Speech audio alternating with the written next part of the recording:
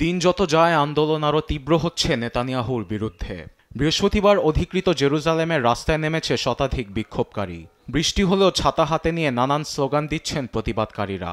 তাদের অভিযোগ, ইসরায়েলের গণতন্ত্র হরণ করেছে প্রধানমন্ত্রী নেতানিয়াহু।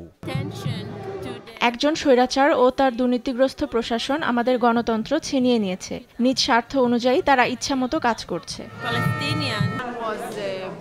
জিম্মিদের ফিরিয়ে আনার অজুহাতে নেতানিয়াহু গাজায় গণহত্যা চালাচ্ছে। এ ধরনের নেতৃত্ব আমরা চাই না। একের পর এক চলমান আন্দোলনে ইসরায়েলের গোয়েন্দা সংস্থা শিন বেতের প্রধান রনেন বারের উপর রাগ ঝাড়লেন নেতানিয়াহু। বৃহস্পতিবার বারকে প্রাথমিক বরখাস্তের অনুমোদন দেয় তেল আবিবের মন্ত্রিসভা।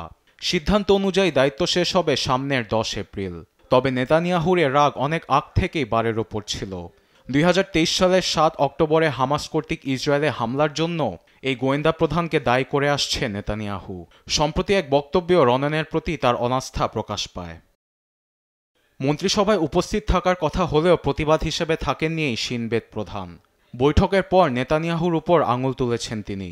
মন্ত্রিসভায় পাঠানো এক চিঠিতে বলেন, নেতানিয়াহুর এমন পদক্ষেপ নিজ স্বার্থ ছাড়া আর কিছুই নয়। একই সঙ্গে তাকে পদচ্যুত করার সিদ্ধান্তকে রাজনৈতিকভাবে উদ্দেশ্য প্রণোদিত বলেছেন রনেন। 2021 সালে শিন বেতের প্রধান হিসেবে নিযুক্ত হলেও 1993 সাল থেকে গোয়েন্দা সংস্থাটির জন্য কাজ করে আসছেন রনেন বার। নিজ ঘরের আন্দোলন এবং রনেনের বরখাস্তের পর নেতানিয়াহুর দুনিয়া ক্রমেই ছোট হয়ে আসছে বলছেন বিশ্লেষকরা। আরবেদ আফসার, নিউজ ডেস্ক, দেশ টিভি।